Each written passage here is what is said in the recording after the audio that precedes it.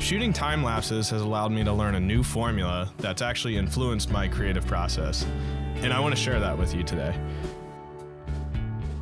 And my story starts back in 2008 when my family and we took a trip to the Outer Banks in North Carolina. And earlier that summer, I had received this little green camera as a gift. And I carried this little green camera with me just about everywhere that we went on that trip. And I tried to take a photograph of just about everything that I saw, from waves to dunes to sunsets, even some fish underwater. But there's this one moment in particular that I recall, and it really changed my outlook on photography. It was the moment when I tried to photograph lightning for the first time. It was about 3 a.m. when my brother and I were woken up suddenly by this deep sonic boom, and we looked out the window and we saw this massive storm rolling in. My first thought was to grab my little green camera, go outside, and try to snap a picture of the lightning that was firing off in seemingly every direction. And I had no idea about any of the technical aspects of photography at the time.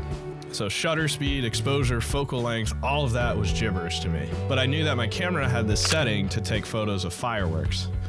So I dialed that in, I set the camera up to face the storm, and I ran back inside and let the camera kind of do its thing. The pictures that I captured just completely blew my mind.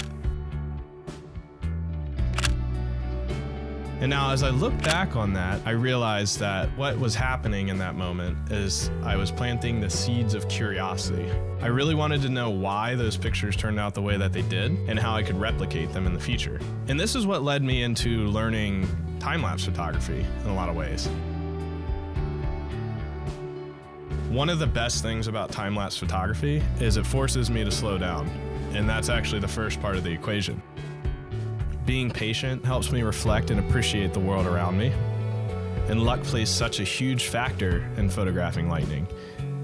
You can't control luck, but if you try to enjoy the process, when luck does come around, in that split second that lightning strikes, if it lands across the frame, the reward is extremely satisfying.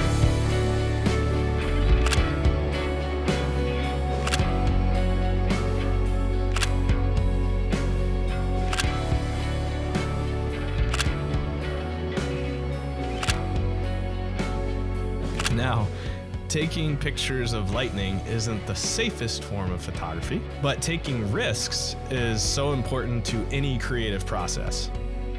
Trying new things expands our palette of creativity. The most memorable moments in life aren't always the most comfortable ones, but you have to be willing to accept the challenge of getting out of your comfort zone. At the start of my journey in photography, I didn't know where it would take me. There have been many lessons learned along the way, but curiosity has always been something that's driven my work. Curiosity leads to new ideas and new methods in the creative process. Constantly asking why has helped me figure out how. So when you add all of these things together, the result will always be progress. And if I never took that opportunity to chase my curiosity that night back in 2008, I wouldn't have learned this formula that I use in my creative process. And I think my perspective of the world would fundamentally be different. I hope you enjoy these photos I'm sharing with you today. And if you're interested in seeing some more, make sure you stick around.